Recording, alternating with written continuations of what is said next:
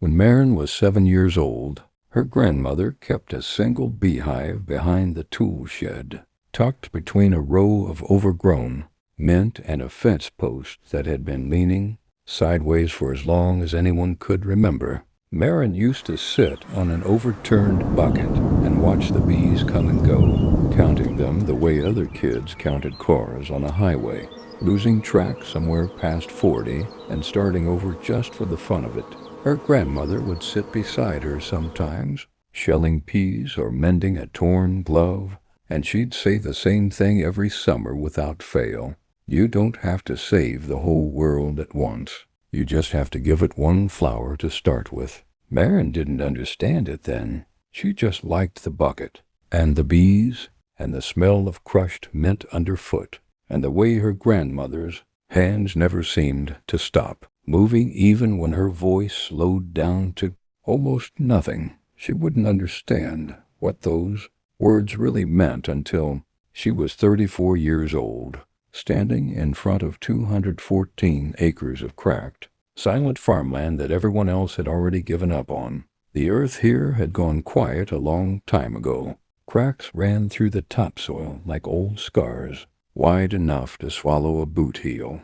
Dead trees stood at the property line, stripped bare, their roots clawing at ground that no longer fed them. No birds worked the fence line, no insects moved through the grass, because there was no grass left to move through, just dust and wire, and the kind of silence that settles over a place once everyone stops believing in it. For over a decade, nobody had planted a single seed on this ground. The last family who tried had given up during a bad harvest year and never came back to finish what they'd started. The bank that took the land back gave up even faster, listing it and relisting it, dropping the price a little more each season until the number attached to it barely seemed worth the paperwork. It sat on auction listings year after year, a line item nobody wanted to read twice, tucked between working dairy farms and hay fields that still had some life left in them. On the morning of the auction, a small crowd gathered anyway, mostly out of habit, farmers who liked to see what land was going for, whether they intended to bid or not. A few who came just to laugh, because everybody in that county already had an opinion about the dead 214 acres, and an auction was as good an excuse as any to say it out loud.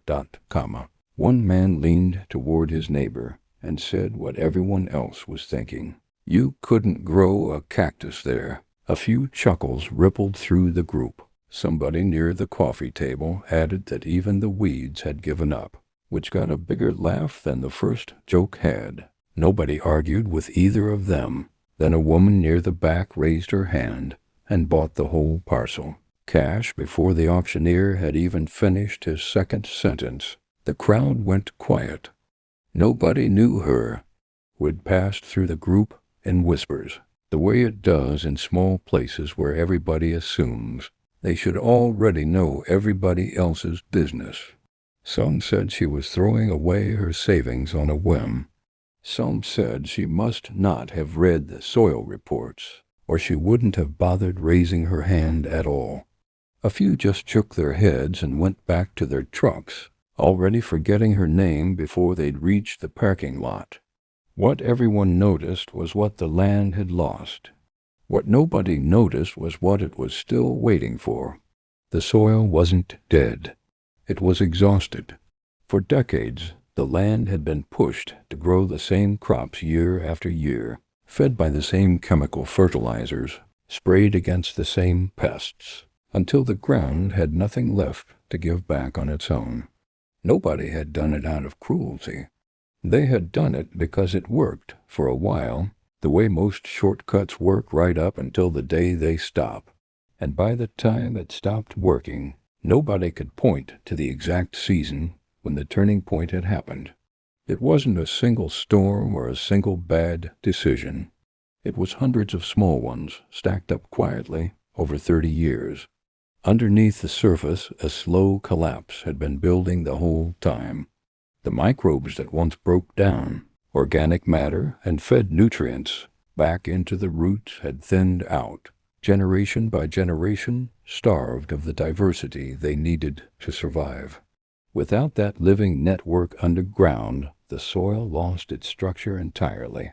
It stopped holding together the way healthy soil does, crumbly and dark and full of tiny air pockets. Instead, it packed down hard, and when the rain came, it no longer soaked in the way it used to.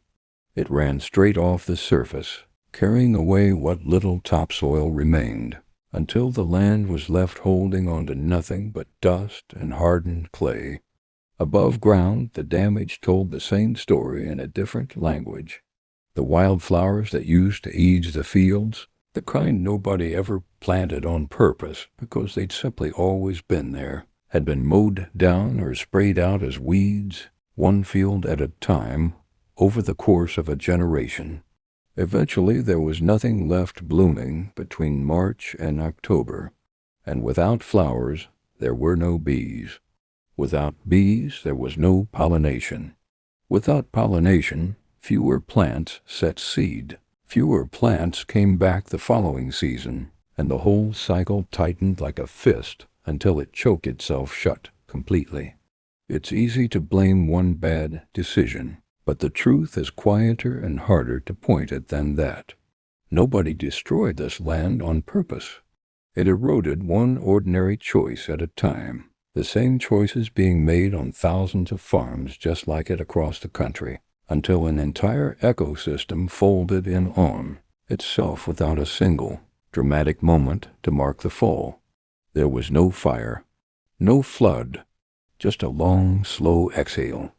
Roughly 1/3 of the food grown around the world depends on animal pollination, most of it carried out by bees moving quietly from bloom to bloom. When a landscape loses its pollinators, it doesn't just lose flowers. It loses its ability to renew itself season after season until somebody willing to notice comes along. That was the land Marin had just bought. Marin hadn't grown up farming, not really. She'd grown up on that overturned bucket behind her grandmother's tool shed, watching bees work a single hive like it was the most ordinary miracle in the world, long before she had any language for what she was actually seeing. After college, she spent years studying soil ecology, chasing the science behind what her grandmother had known without ever needing a textbook to explain it. She learned about mycorrhizal networks and nitrogen cycling, about the invisible partnerships between fungi and roots that most people never think about. And somewhere in the middle of all that studying, she started to notice something. Every healthy piece of land she read about had one thing in common. It was full of relationships, not just crops. When she saw the auction listing for the dead 214 acres, she didn't see wasted land the way everyone else in that county did.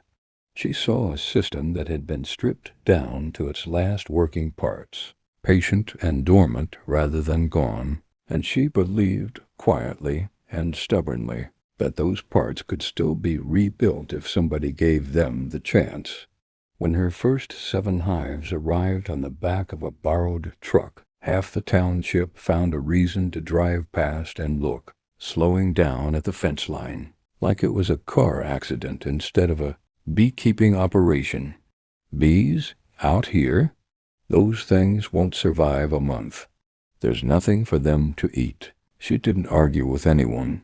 Arguing had never fixed a single acre of dead soil, and she wasn't about to start now. She just set the hives along the tree line, planted a strip of native wildflower seed along the driest ridge of the property by hand on her knees over 3 long weekends, and waited. The waiting was its own kind of test. Weeks went by with nothing to show for it but dust and silence. The same dust and silence that had been there for 11 years before she arrived. More than once she found herself standing at the fence line at dusk, wondering if the men at the auction had been right after all. Then the first sign came, 6 weeks in. One flower, a small yellow, blossom pushing up through a crack in the old chemical crust of the soil, right where she'd scattered seed by hand weeks earlier. A few days after that, a single butterfly crossed the fence line and didn't leave, circling the same patch of ground for almost an hour before settling. And not long after that, the quiet hum of one hive finally sounding busy instead of desperate, the sound shifting from a nervous flicker to something steady and full. It wasn't much. One flower, one butterfly, one hive settling in. But it was the first thing that land had grown entirely on its own in 11 years, and for Maren that was enough to keep going. By the second season, the ridge that used to be bare dirt had turned gold and purple, with clover and native wildflowers spreading further along the fence line than Maren had even planted by hand. Birds she hadn't seen since childhood started nesting in the fence posts again, filling the mornings with sound the land hadn't carried in over a decade. Butterflies moved through the field in numbers. Nobody on the property had ever bothered counting before, because before there'd been nothing worth counting. The bees were doing more than making honey. Each hive could visit millions of flowers over a single season, carrying pollen from bloom to bloom in a pattern so precise that scientists still study it today as a kind of language. When a scout bee finds a good source of food, it returns to the hive and performs what beekeepers call the waggle dance, a figure-8 movement that tells the rest of the colony exactly how far to fly and in which direction, timed almost like a compass reading. It's one of the only known forms of symbolic communication in the insect world, and it was happening every single day now, quietly, over land that had been written off as unfixable just a few years earlier. Underground, something was shifting too, slower to see, but just as real. As the wildflowers spread their roots deeper than the old row crops ever had, they broke up compacted, soil layer by layer, and pulled nutrients back up toward the surface, where new seedlings could reach them. Fallen petals and leaves began feeding the same microbial life that chemical overuse had wiped out years earlier, rebuilding a network that had taken decades to collapse. A single handful of healthy soil can hold billions of microorganisms, an entire hidden city working around the clock to recycle nutrients and hold water in place.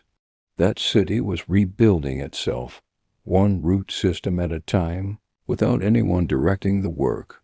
Native wildflowers, it turns out, support far more pollinators than the manicured lawns and ornamental plants people often assume are good for the environment. A single patch of native blooms can host dozens of species that a trimmed, uniform lawn never will, simply because native plants and native insects grew up together, learning each other's rhythms over thousands of years. Maren hadn't planted a garden in the way most people think of one. She'd planted an invitation, and the land was slowly, cautiously, accepting it. The bees ignored every property line humans had argued over for decades. They didn't care whose fence was whose, or whose name was on the deed, or which field had been sprayed, and which one hadn't. They just flew where the flowers were, and the flowers, it turned out, didn't care much for boundaries either. Watching those first bees return reminded me of something. Nature never gives up after one bad season. It simply waits for someone willing to believe there's still life beneath the surface. If stories like this remind you that hope often begins where everyone else has stopped looking, subscribe and join us. There are many more remarkable journeys waiting just ahead. Now let's see what those 7 little hives did next. 3 summers in, a drought settled over the region and stayed for weeks, longer than anyone had planned for. Neighboring farms watched their soil crack under crops that had never needed much help before, because for years the chemicals and irrigation schedules had quietly been doing the work that healthy soil should have been doing on its own. Yields dropped across the county. Farmers who had once laughed at the auction found themselves running numbers late into the night, trying to figure out how a single dry season had hit them so much harder than it should have. Meanwhile, Marin's farm barely noticed the dry spell at all. The wildflower roots that had spent 2 years digging deep into the ground held moisture the old cracked soil never could, acting like a sponge instead of a slab of concrete. The fruit trees she'd planted along the north fence, trees that neighbors had once told her flatly wouldn't survive without heavy chemical support, were producing more fruit that year than she had jars left to can it in. Her honey production had tripled from the year before, thick and dark from the sheer diversity of blooms. The bees now had to choose from across the property. Biodiversity makes land more resilient to drought, pests, and disease, not because any single plant or insect is doing something extraordinary on its own, but because a healthy system simply has more ways to absorb a bad season without collapsing entirely. One crop failing doesn't take the whole system down with it. Marin's farm wasn't lucky that summer. It was built quietly and deliberately to bend instead of break. Word started to travel the way it does in a small farming community, slowly at first, then all at once. Someone mentioned her honey at the feed store and somebody else overheard it. Someone noticed her orchard from the road on the way into town and pulled over to look twice, then a third time the following week. By the end of that dry summer, people who had once driven past her gate just to shake their heads were driving past to ask questions instead, notebooks in hand, trying to figure out what she'd known that they hadn't. The neighbors held long meetings about what was wrong with the farm, back when it was still cracked dirt and rusted fencing. The bees skipped the meetings entirely and got to work instead, which turned out to be the better strategy.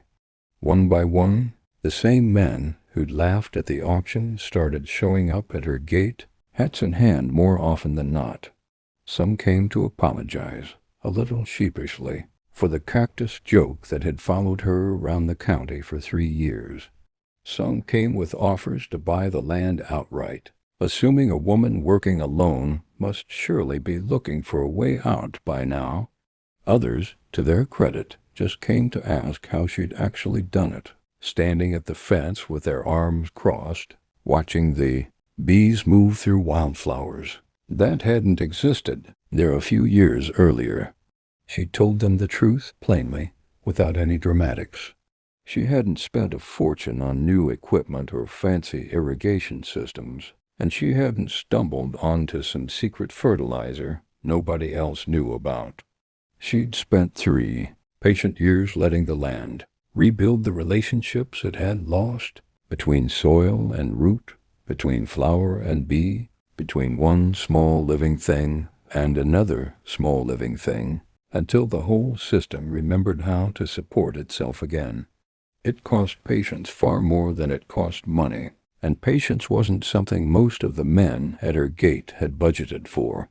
When an appraiser came through that fall, the number on the land had climbed past $300,000, not because of any new building or expensive piece of machinery sitting on it, but because a thriving, self-sustaining ecosystem had quietly become one of the most valuable things a piece of farmland could hold.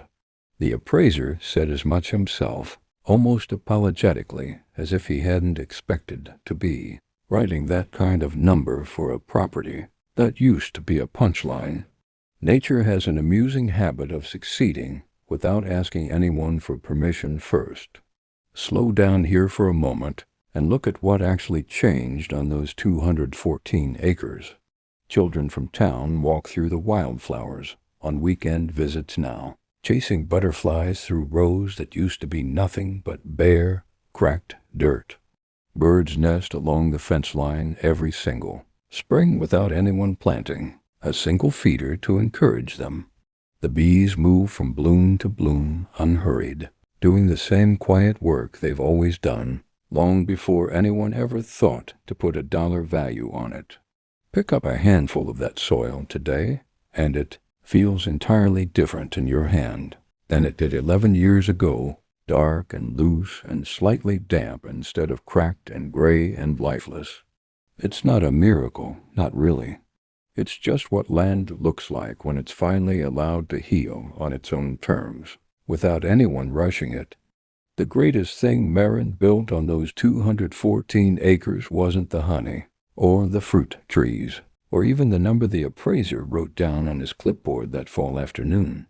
It was proof, plain and visible, that land people had already given up on could still come back, given enough time and enough trust in a process most people never bother to watch closely enough to understand.